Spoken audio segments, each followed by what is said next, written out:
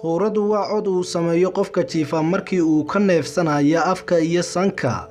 Khuuradu waxa ay dhacdaa markii hawadu aysan si halaasi ah uga gudbin marinada hawada, taasoo keenaysa inuu samaysmo codka khuuradu. Sidaa daraaddeed marinada hawada ee sanka waxaa carqaladayn kara dhowr waxyaalood oo ay ka mid tahay qolfo ama hilib sanka ku samaysma, iyo qaabka qofku u jiifa iyo dhibaato caafimaadba.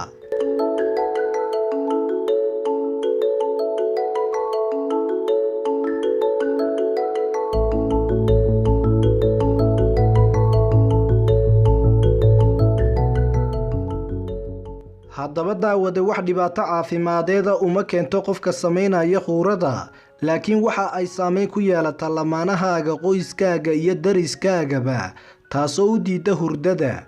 sidaa daraaddeedna khuuradu mararka qaar waxa ay keentaa neef joogsiga hurdada, waana marka neefsashadu ay joogsato mararka qaarkood marka la hurdo, taasoo qofka ka soo toosisa habeenkii hurdada marar badan. calaamadaha kale ee lagu garan karana waxaa ka mid noqon kara maalintii oo hurda ku qabato iyo adiga oo weli daalan marka aad soo toostid subaxdii. haddaba khuuradu waxay u dhaxay kartaa cod khafiif ah ama mid xooggan, qofkana inuu khuuriyo in loo sheego ma ahaane ma dareemo. waxyaabaha khuurada siyaadiyana waxaa ka mid ah miisaanka culus ee qofka, taasoo ka timaadha xaydh siyaado ah oo fadhiisata dhuunta iyo xubnaha ku wareegsan.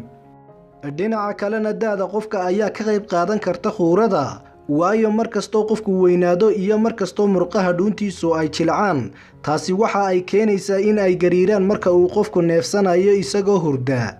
sidoo kale dadka cabba khamriga ama isticmaalo kiniiniyada hurdada la xidhiidha iyagana waxaa ku timaada khuuro. sidoo kalena qofka oo duudka u seexda isagana waxa ay keentaa in carabkiisa uu gadaal u jaleecdo, islamarkaana cidhiidhi geliyo marinada hawada, kadibna khuuro halkaa ka dhalato. sidoo kalena dadka qaba hargabka iyo dadka qaba xajiinta ama xasaasiyadda iyaguna way khuuriyaan.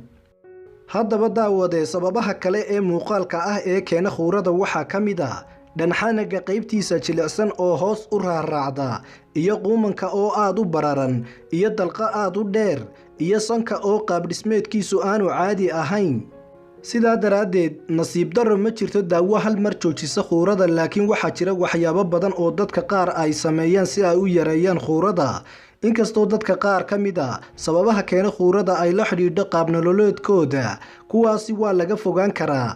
waxaana ka mid a inaad cunto caafimaad leh, miisaankaagana aad yarayso. sidoo kale inaad jimicsi samayso si aad u adkaysid murqaha jidhkaaga oo idil.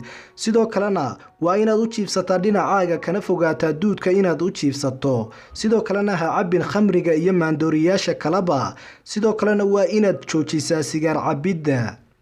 midda kalena ee muhiimka waa inaad marinka sankaaga bannaysaa si aanad afka uga neefsan. haddii aad qabtid alerjina qaado kiniiniyada ka hortaga, islamarkaana kala tasho dhakhtar arrimaha takhasus ku leh.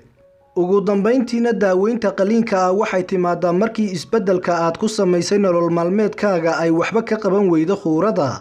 qaliinka waxaa lagu saxaa marinada hawada iyo in la baneeyo haddii ay jiraan wax xiraaya sida hilib cad ah oo kale. qaliinka ma keeno waxyeelo kale, maalmo gudaheedna qofka waa uu ka bogsadaa. haddaba khuuradu wax dhibaato ah kuuma keenayso oo aan ka ahayn inay waxyeelayso xiriirka idiin dhexeeya adiga iyo dadka kula nool, laakiin neef joogsiga hurdadu waxa uu keenaa dhiikar, wadnaqabad iyo suuxdin mustaqbalka ah haddii aan la daaweyn. sidaa daraaddeed haddii aad isku aragto khuuro dheer, madax xanuun, daal hurdada ka dambeeya, iyo hurdada oo aan kugu filnayn, waa inaad la xidhiidhaa dhakhtarkaaga si laguu baadho daawona laguu siiyo.